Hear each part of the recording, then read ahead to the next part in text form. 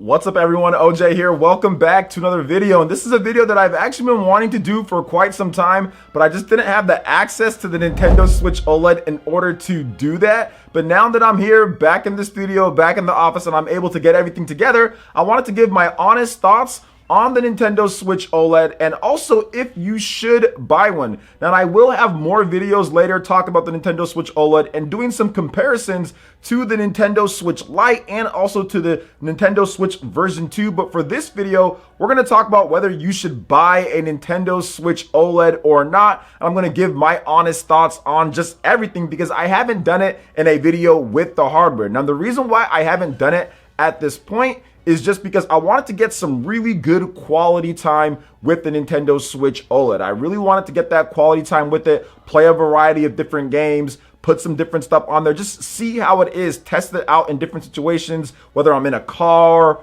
or at an office, somewhere else, or whatever the case is, battery life. And I've pretty much tested it quite a bit with a variety of different games, and I've come away very impressed with the Nintendo Switch OLED. But first and foremost, let's just talk about the build quality of the Nintendo Switch OLED versus the regular Nintendo Switch. So there's something that I want to just note real quick. The first time that you just hold the Nintendo Switch, like the regular Switch, compared to the first time that you hold the Nintendo Switch OLED, you immediately feel better build quality. It has like more of a, I would say, like matte feel to it, so it feels a bit more secure in your hands. I still recommend getting a Switch OLED grip if you can, but if you don't want to get that, it feels more secure in your hand, it feels better in your hands, and it feels more premium, which it's supposed to because it is $50 more than the Nintendo Switch version 2. So that's the first thing that you do notice as soon as you pick up the Nintendo Switch OLED. Now, another thing that you notice right away is the screen quality. You can just tell from when you touch the top of it, it has like this little slick feel to it. It feels and it looks like a premium screen. Now, you can't really tell the difference too much just by looking at it from the Switch version 1 to the Nintendo Switch OLED, but I think that once you see like the removal of the bezels and kind of like the sleekness of it, you can kind of see that extra quality that it is a OLED screen. It actually reminds me of my phone, which is a high quality phone as well, OLED screen. So that's just like two things that you notice right away: the build quality of it and also the screen quality. And speaking of screen quality, we're going to talk about that with the games and how they look and everything, but there's a few other changes in terms of things that kind of warrant, maybe for some, that jump up in price. And I know it's been discussed before, but the kickstand on here, the kickstand is a very interesting thing because this kickstand, believe it or not, I thought it was something that wasn't that big of a deal because the kickstand on the regular Switch isn't very good, but this kickstand actually makes it to where you're able to play games a bit more comfortably in certain situations because you can put more pressure on your hands on both sides, whereas the kickstand on the regular Switch, which we'll go into more in depth in my comparison, is a lot more flimsy. So the kickstand is a nice addition. Obviously, it has some more memory built into there, so instead of 32 gigabytes, you get 64 gigabytes as well. There is better sound quality with the speakers. It sounds better, and I did test out 2 games, and yes, the quality is a bit better when you have the headphones in or even without the headphones, so there is that as well. So those are pretty much some of the things, but there isn't any graphical differences. So it's not like this has more hardware power than the regular Nintendo Switch or the Switch Lite. It doesn't have that. However, if you do get a Switch OLED, it does come with a dock with a built-in LAN port, and apparently that dock can be updated. So we'll see what happens in the future with that. But overall, should you get the Nintendo Switch OLED? Well, based off of everything that I've tested so far, you fall into different categories. It really is a case-by-case basis. Now, obviously, if you want the latest tech, you want the highest quality, you're gonna get it regardless of what I say. But if you're someone who is still looking into getting a Switch at this point and you wanna know if it's a good buy, I will say this: if you're someone who plays games portably a lot. So if you're someone who likes to play games portably, you want that high quality within the game and everything, the Nintendo Switch OLED is a good option because the games are going to pop more, the vibrancy is going to be better, it feels more premium, and the battery life is better than the Switch Lite, the original Switch, the OG Switch, and is about the same as the Switch version 2, or pretty much the same as the Switch version 2. From what I understand, they have the same battery, but I guess in certain circumstances,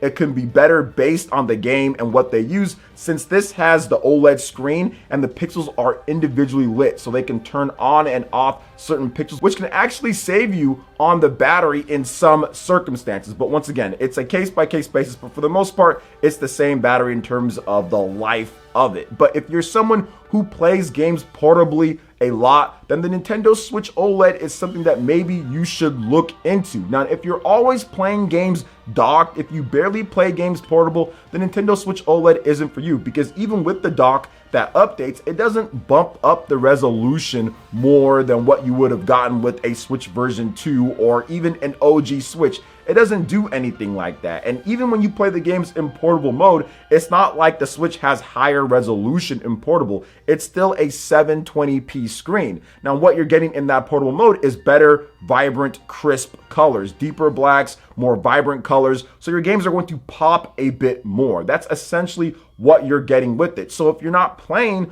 on that OLED screen, then it doesn't really matter. If you have it docked to your TV, it's going to be the same exact thing. Now, if you're someone who's looking for a LAN port built in and you don't want to carry around a USB dongle, or you just don't want to use that, then maybe that's a good option for you. But I don't feel that's a reason to actually buy the Nintendo Switch OLED for that, because if you want, you can get a Ethernet port just by buying one of those cheap ones on Amazon. There's really good ones that you can buy. I've been using the same one since the Wii U days for the most part. It's like a USB 3.0 or whatever, even though it's just USB 2.0 on the Switch. I've been using that and it works great for pretty much all of my games to get the best speeds that you can get and the most stable connection that you can get. So I don't really think it's that big of a deal when it comes to the Switch OLED and the dock with it. But overall, like I said, if you're someone who plays portable, I think it's really good. If you're someone who already has an OLED TV and you play that OLED TV docked quite a bit and you don't want to play it portable, but you think,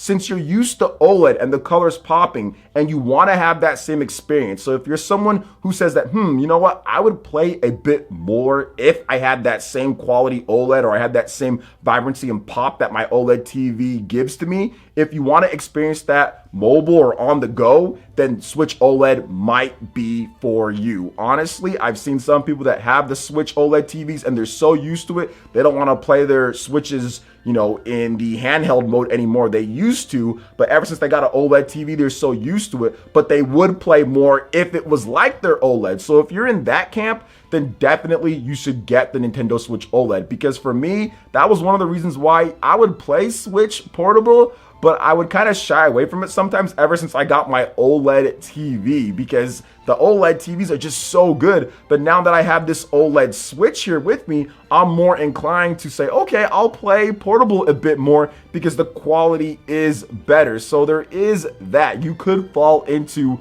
that camp, and that's pretty much what it comes down to. Really, it falls into a number of camps there. If you have the OG Switch, then this might be a good upgrade for you too, because you can get that OLED screen and play it portable, then also get the same benefits that you got when it comes to playing docked on the TV. But it really matters just on that. It really comes down to if you want to play games portably or not. If you want to play games portably, if you spend 50% of the time playing games portably, or 40% of the time, or any significant amount of time playing games portably, or at least if you just want to be able to play it lying down in bed, or whatever the case is, then the Switch OLED might be for you. And honestly, there are kickstand accessories for the Switch, that you can get that make it stand up better, and it's not necessarily worth buying a whole system for, but having the kickstand and being able to play it, like let's say when you sit it on your desk and being able to play it stable sitting on your desk, that's actually a nice little touch. And if there's games that use just the touchscreen, it would work a lot better for those games since it's more sturdy and stable as well. So that's also something to consider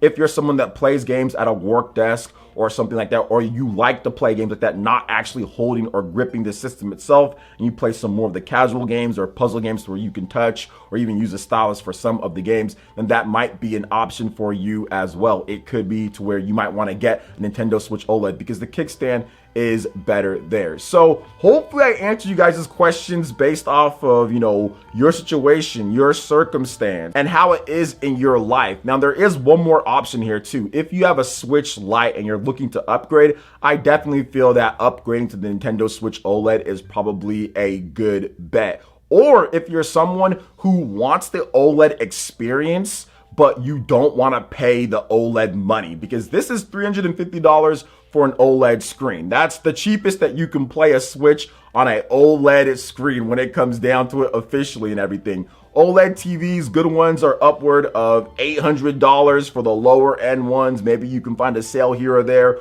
or even more, thousands of dollars for it. I have an LG CX. You know, at the time that I bought it, that was over $1,000 as well. So if you want that OLED experience, but you don't want to pay those OLED prices, then the Switch OLED is definitely for you, or if you're upgrading from the OG or the Switch Lite. So that's essentially what it comes down to. Hopefully I presented enough scenarios and situations to where you guys can make a good decision.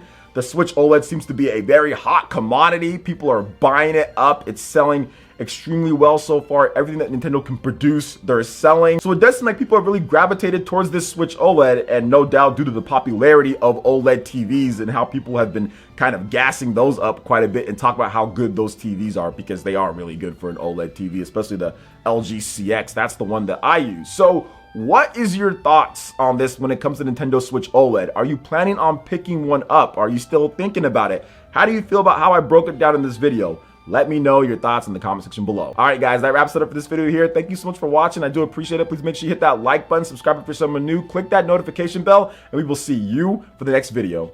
Peace.